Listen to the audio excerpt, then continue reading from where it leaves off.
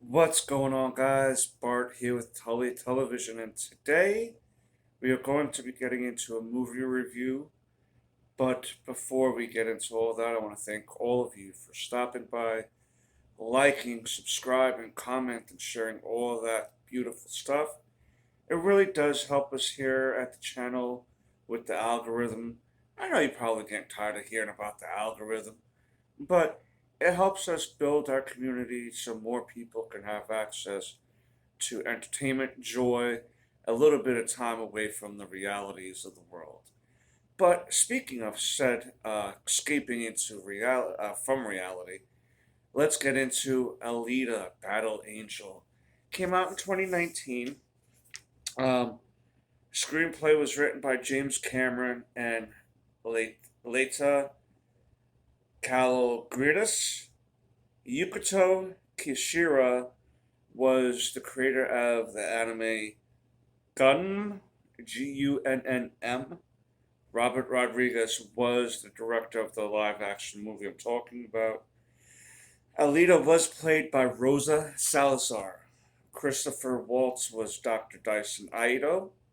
Jennifer Connelly was Dr. Cher, Cher, Cherry, Chirew. I'm not sure how to pronounce that. Mahershala Ali as Vector. Ed Screen as Zapan, one of the cyborgs. Jackie Earl Haley as Gru Gruishka as the champion, the cyborg champion, and Keenan Johnson as Hugo. Now, the anime did come out in 1993. It was called Rusty Angel, or Gunn, Gunnm. Hugo and Alita are a little younger in this, but the quest to still want to go to Solomon by Hugo is still there. The city they live in is Iron City. And basically, Dr. Ido came across Alita's body and had rebuilt it. And her memories were blocked, and she was unsure of who she was, but she did know that she wanted to make connections, and by meeting Hugo and considering Dr. Ido like a father to her, she was becoming aware of why people enjoy living life. She thought everything was amazing and awesome. She was aware that even though she was uh, like living before, everything was still such a childlike wonderment by her in the rewaking. She begins to gain uh, emotions for Hugo. She starts to fall in love with him.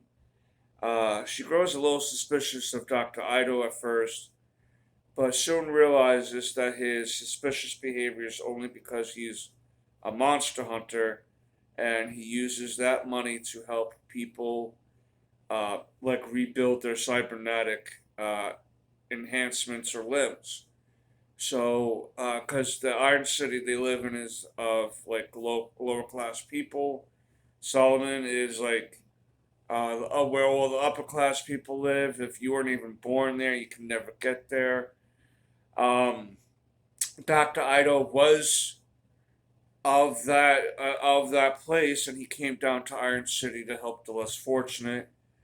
The Jennifer Connelly character, as well as her version of the character in the anime, does well in the live action. They don't really show them having a prior relationship, but you come to realize if you can pick up, certain things that are said and done, that the Jennifer Connelly character, in my opinion, was the wife of Dr. Ido.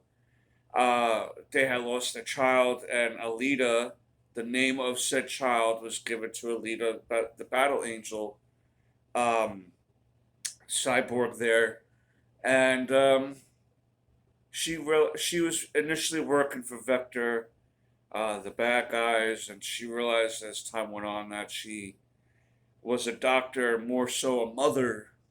Um, that was their way of saying dun dun dun. That was Alita's mother. um, yes, she realized that she let her things get away from her because of her daughter passing. Obviously, people go to dark places to escape the reality of said trauma. But near the end, she got her Jiminy Cricket back and realized that what they were doing was wrong because she was hearing Hugo talk to Alita near the end of the movie when everyone thought that he was going to be dying there. Um, that's when the Jennifer Connelly character had a change of heart. Because of Alita's such a raw emotion over losing Hugo or thinking that she was going to lose Hugo.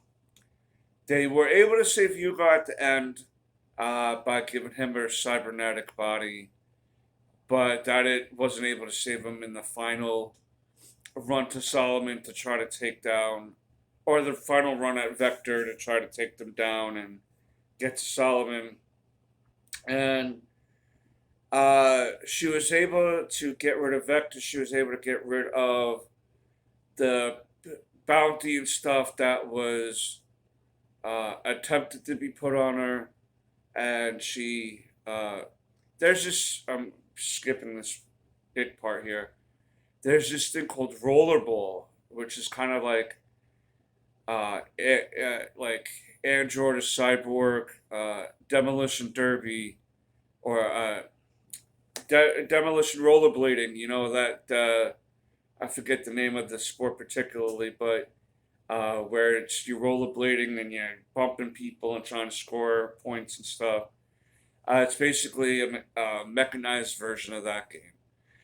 And if you become the grand champion, you get to go to Solemn, and that is Alita's plan right now to honor Hugo and their plan for escaping Iron City, to continue Dr. Ido's and hers mission to take down Solemn and their ways of treating people down in Iron City, and her way for her to do this is through this becoming the grand champion down in Iron City.